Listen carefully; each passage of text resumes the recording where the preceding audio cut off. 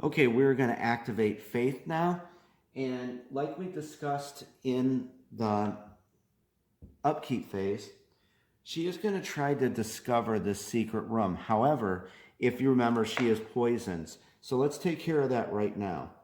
So I'm going to declare I'm using an elixir potion. She's going to drink that. And I want to give you a big rule about when you use potions. And remember, it's an important one. All the potions and torches are in the bazaar, okay?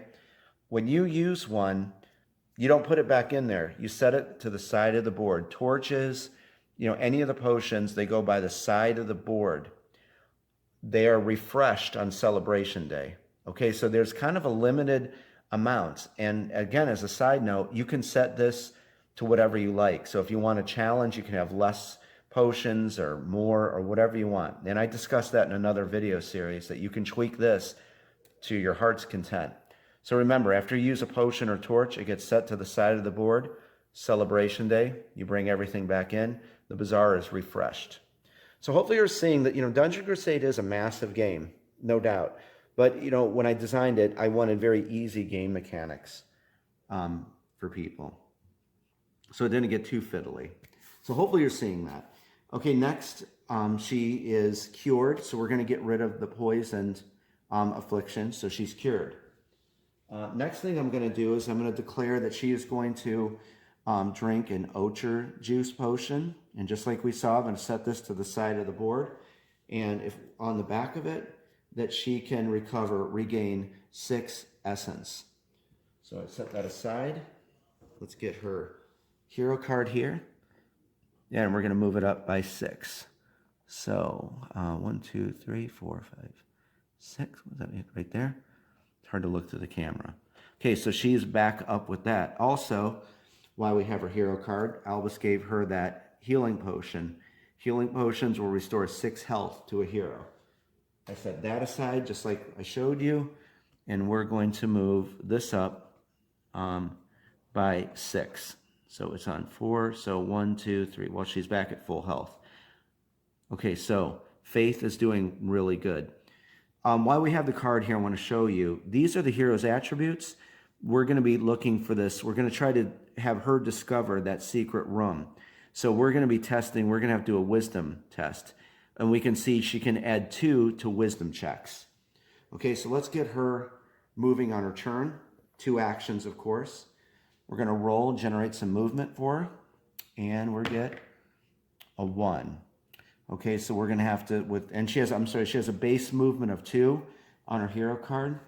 I'll show this one time so you know what's going on. Right here, see the boot?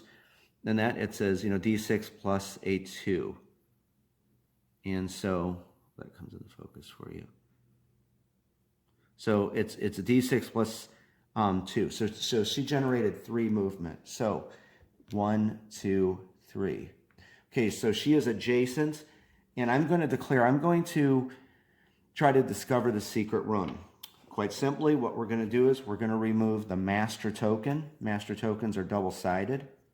This is used, again, in that seeding process, the random dungeon generator mechanic at the start of the game. We remove the master token. And you could either use a mug or a bag, but you're going to take your secret room tokens and place them in something. I have these little cool treasure chests here that have, what it is on top. So we're just going to put this down here. So you can see it's going to reach in. Now, some secret rooms, some are very easy to discover, some are very hard to discover.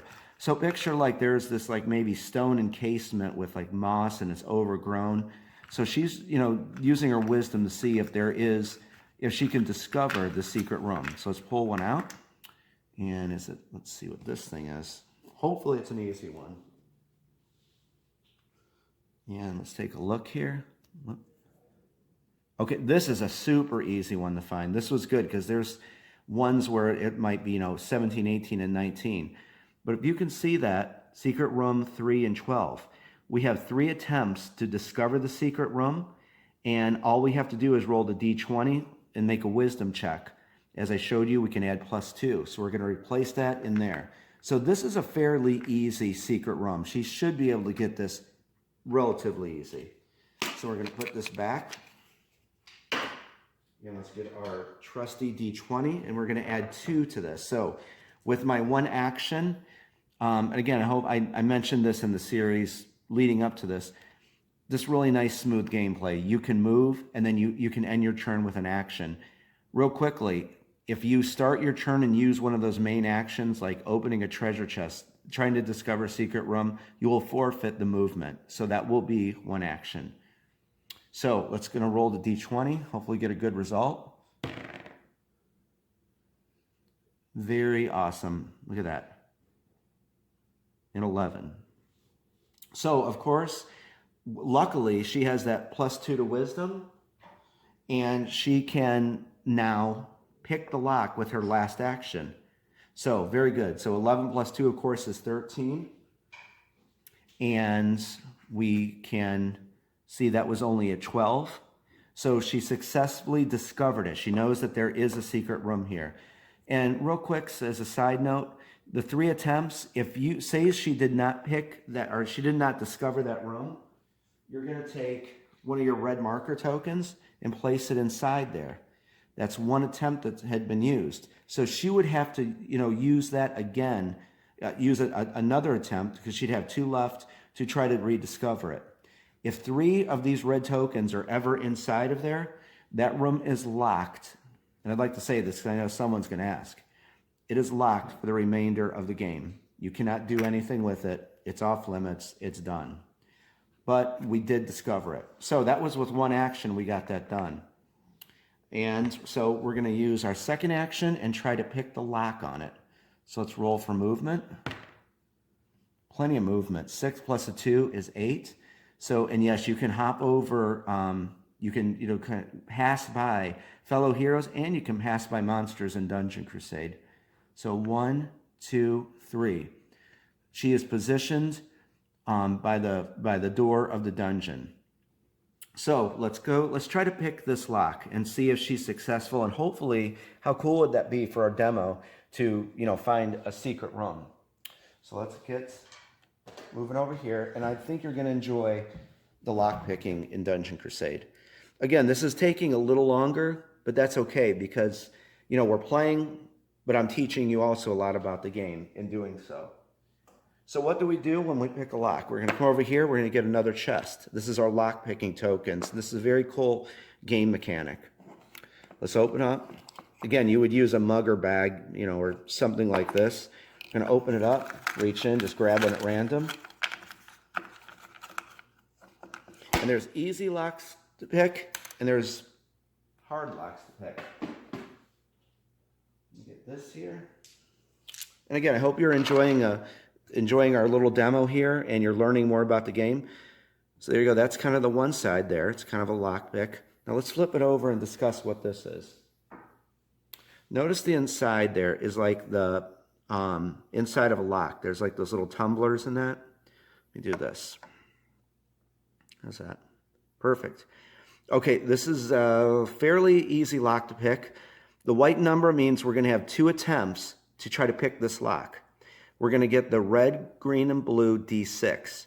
What Faith has to do is roll those dice and get that result or higher. So she has to meet or exceed that value, and that's kind of like picking that lock. Okay?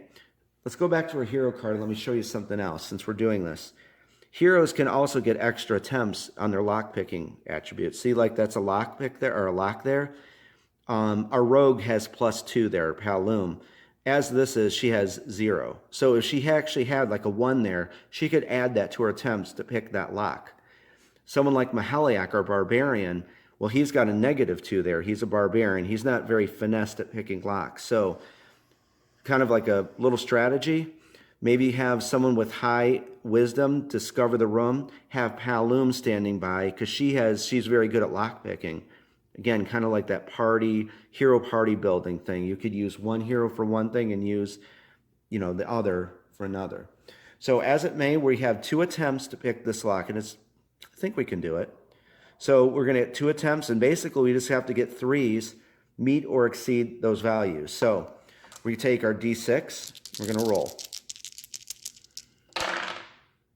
Look at, oh my gosh, the gods of Avalon are with us tonight, guys. She just picked that lock perfectly. Of course, 4, 4, and 6. So we could line it up like that, like it's shown. We of course met those values. So she just went through that lock and it opened right up. So what happens now is we're going to get to pick a secret room card. So let's go back over here real quick. So she has successfully, right here. So the chamber door opens and she's allowed just to go right in. And let us see, let's get the secret room deck. And I'm going to do this randomly so you know there's what she found. There's a lot of cool things inside of the secret room deck. Give it a quick shuffle. And I'm going to pull one at random. I'll give it so you can see the art. Really nice art. I work with David Shear. And kind of like see the book there coming out of the shelf. I guess Dave was saying that's like it triggered that secret room being open. Very cool art. So let's just, how about this one? So she opens the door, she walks in and she found, that's not good. You have found a desolate chamber. Dean Spencer over in England, I asked him to make this art and gave him an idea. Okay, bum deal. Well, that's Dungeon Crusade though. But of course, there's other awesome things that you could find. I'll give you a hint. You couldn't find a treasure chamber with 2,000 gold. How awesome would that be? But that's okay. But at least I hope you enjoyed seeing that with the lock-picking mechanic and discovering a secret room, and we got out of focus there. Okay, this one was a bit long, but I hope you enjoyed that. I had fun doing it. I think that was awesome. We picked that lock with the first attempt. Very good to Faith. Okay, we are going to look at Enwyn next, and she's going to be doing a lot of stuff.